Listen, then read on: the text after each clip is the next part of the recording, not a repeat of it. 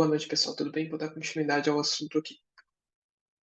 O teorema das componentes simétricas ou de Fortescue. Definição. O teorema das componentes simétricas ou de Fortescue é utilizado para análise de curtos-circuitos em sistemas assimétricos. Ele estabelece que qualquer conjunto de correntes ou tensões em um sistema trifásico pode ser decomposto em três conjuntos simétricos independentes, positivo, negativo e zero. Aqui ao lado a gente pode observar um sistema desequilibrado. Na verdade, o teorema de Fortescue é utilizado para sistemas desequilibrados, que ocorrem basicamente quando a gente tem um curto-circuito assimétrico. Ele estabelece que qualquer conjunto de corrente ou tensão em um sistema trifásico pode ser decomposto em três conjuntos. Então, eu consigo decompor um sistema desequilibrado em três sistemas independentes equilibrados, um positivo, um negativo e o zero. Aqui eu tenho a definição dos conjuntos negativo, positivo e zero. Positivo. Ele é um conjunto de três fasores balanceados de mesmo modo, defasados em 120 graus, com a sequência de fase igual à do sistema trifásico original desbalanceado, ou seja, ele mantém a sequência ABC. O índice 1, neste caso aqui, vai representar a sequência positiva, então esse VA1, VB1 e VC1.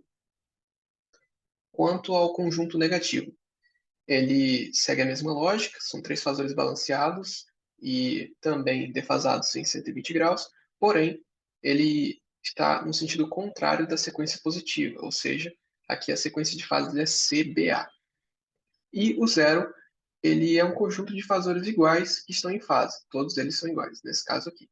E eles giram no mesmo sentido da sequência positiva. O índice 2 indica a sequência negativa e o índice 0 indica a sequência zero. Um detalhe importante é que, no caso dessa equação, o A vai ser o módulo 1 com um ângulo de 120 graus.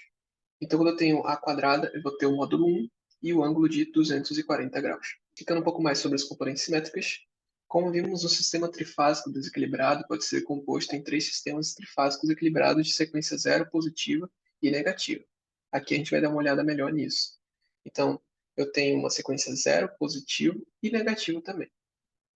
A primeira sequência aqui, o zero da fase A, no caso aqui eu tenho a tensão A, vai ser igual à soma do VA0, que é este vetor aqui, VA1, o vetor aqui positivo da fase A, e VA2, vetor negativo da fase A também. A tensão B vai ser igual a VA0 também, porque no caso aqui do zero, eles estão em fase e têm o mesmo módulo, ou seja, eles são iguais.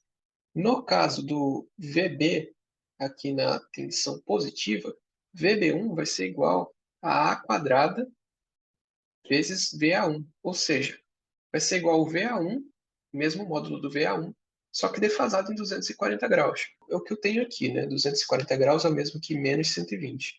Então, substituindo aqui, ele vai ficar A quadrada VA1. A mesma ideia segue para o negativo, porém, aqui ele vai estar, ao invés de menos 120, ele vai estar 120 graus, no sentido contrário, né? Então, o VB2, no negativo, ele vai ser A VA2. Continuando aqui para a última fase, que é a tensão C, VC0 vai ser igual a VA0, então repete VA0. VC1 ele vai ser A VA1, lembrando 120 graus, né? Então aqui ele está defasado em 120 graus positivo em relação ao VA1. E finalizando aqui com o VC2, ele vai ser igual a A quadrada VA2. Esse A quadrado vai ser a defasagem de 240 graus, ou seja, menos 120. Então, basicamente, eu tenho defasagens de 120 graus e menos 120 graus, seguindo aquele padrão normal de circuito trifásico, só que eu tenho uma matriz representando o zero positivo e o negativo. Fazendo a superposição desses vetores, ou seja, a soma deles, a gente encontra o resultado real desbalanceado. Ou seja, eu fazendo a soma dos vetores, eu consigo voltar para o sistema original. Aqui eu tenho um exemplo de soma vetorial, obtendo o seguinte resultado. Então, aqui eu tenho o positivo, o negativo e o zero. A sequência de fase ABC, como a gente viu no slide anterior, é a positiva. E a CBA é a negativa. E a zero é igual para todos. Então, a gente pegando esse pedaço aqui, por exemplo, VA1. O VA1 está aqui. Eu adiciono o VA2 e adiciono o VA0. VA0. E aqui eu acho a tensão A do circuito original desbalanceado. Dividir em positivo, negativo e zero. Aqui eu achei o original, VA. A mesma coisa se repete para os outros. VB1, eu tenho VB1 aqui, VB2 para cá e VB0, seguindo a mesma lógica aqui do VA0, né, porque eles são iguais. E aqui a gente já consegue notar um desequilíbrio nesse circuito entre a tensão da fase A tensão da fase B. Continuando aqui, VC1, VC1, VC2, VC2 e VC0. E aqui a gente acha a tensão da fase C.